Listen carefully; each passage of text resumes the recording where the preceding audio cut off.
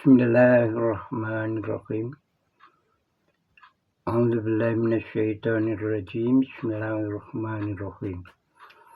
Wa rabbuka yakhluqu ma yasha'u wa yakhtar. Al-ayah. Quran surat Al-Qasas 68. Wa rabbuka, dan adapun Tuhanmu itu yakhluqu, menciptalah ia, ma yasa'u, apa-apa yang menghendakilah ia, wa yahtaru, dan ia memilihnya. Wa rabbuka, al-wawu wawu ibtidaiyah. Rabbuka adalah mubtada. Mubtada itu tandanya marfu. Tandanya marfu adalah dhammah sebab dia isim mufrad. Ismun mufradun munsharifun. Munsharif artinya bertanwin. Tanwinnya kok nggak ada. Tanwinu madhufun, tanwinnya dibuang karena dia mudhof. Mudhof ilaihnya ini ka dhamir. Dhamir mutasil mabni ala fathi, ini adalah mudhofun ilaih. Ini mudhofnya. Nah, ini fi mahalli jarin. Yakhluqu ini fi'lun mudhari'un. Fi'il mudhari' ini fa'ilnya adalah huwa. Huwa kembali pada Rabbu. Yakhluqu, menciptakanlah ia, artinya Rabbu tadi, ma yasa'u, apa-apa. Yasa'u yang berkehendaklah ia, maksudnya yang dikehendaki Allah. Wa yahtaru, dan ialah yang memilihnya. Jadi tidak ada kita itu bisa memilih menjadi manusia seperti ini, tidak ada, kita sudah manut. Demikian juga apa-apa seperti binatang-binatang, semua itu Allah yang telah memilihnya. Makhluknya ada yang diciptakan sebagai binatang, ada yang sebagai manusia yang ahsani taqwim seperti sekarang ini, ada gunung-gunung dan sebagainya, lautan, semua itu atas kehendaknya, dan Allah lah yang memilihnya. Kita tidak bisa memilih.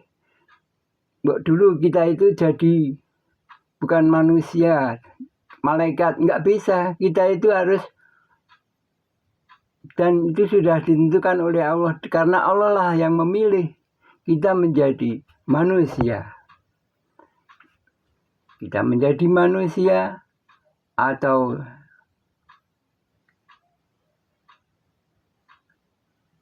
menjadi apa saja, itu adalah merupakan kehendak Allah. Jadi kita tidak bisa memilihnya.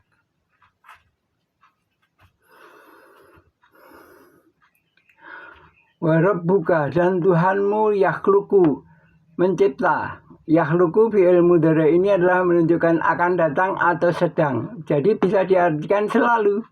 Ia selalu mencipta. Ya, wa yahtaru, dan yang memilih. Nah, inilah di mana para ahli fisika dan ilmu kealaman bisa berpegang pada ayat ini, bahwa seleksi alam itu ada. Jadi tidak Allah menciptakan manusia langsung jadi manusia begitu, bukan begitu caranya. Tetapi ada tahap demi tahap. Ada sistem evolusi. Karena ada yahtar, memilih. Allah yang memilih di mana makhluk itu mampu bertahan hidup oleh cuaca, oleh penyakit, oleh segala macam, maka dia itulah yang lestari. di mana yang tidak mampu untuk menghadapi cuaca dan segalanya dan tidak bisa mereproduksi semuanya, maka dia itu akan punah. Nah, itu karena Allah sendiri juga yang memilih. Nah, inilah yang digunakan oleh para ahli fisika dan ilmu kealaman bahwa seleksi alam itu ada.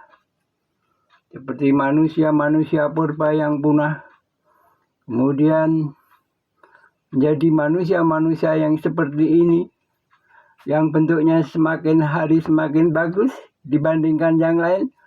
Seperti itu kita kalau melihat di museum-museum, itu manusia Mojokertonis, Majapahit, itu bentuknya tidak seperti kita sekarang ini.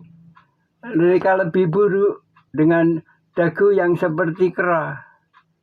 Nah, itu karena ada seleksi alam dan ada persaingan di dalam kehidupan sehari-hari, maka yang kuat, yang menang, yang bertahan hidup dari segala macam cuaca, mampu menghadapinya, maka dia itulah yang akan lestari. Yang semuanya itu dipilih oleh Allah. Bukan karena kita memilihnya, memilih sendiri, tidak. Karena Allah lah yang memilih. Hingga makhluk itu menjadi lestari dan berkembang. Namun dengan demikian, Al-Quran bukanlah, atau ilmu Allah tidak hanya tergantung kepada ilmu fisika atau kealaman belaka. Lebih dari itu, karena sesuatu yang terjadi semuanya adalah kehendak Allah. Seperti ketika Nabi Musa memukul tongkatnya, membelah lautan, mana mungkin itu orang-orang fisika bisa memikirkannya? Nggak bisa. Kalau orang beragama memang bisa, karena Allah Maha Kuasa. Tapi orang fisika nggak mungkin terjadi. Tetapi kalau orang-orang yang beriman, memang begitu. Allah kalau menghendaki terjadi, terjadi. Seperti Nabi Musa ketika membelah laut dengan tongkatnya atas izin Allah, atas perintah Allah, maka menyeberanglah Nabi Musa dan kaumnya, dan selamatlah ia dari amukan Fir'aun dan tentaranya. Demikian juga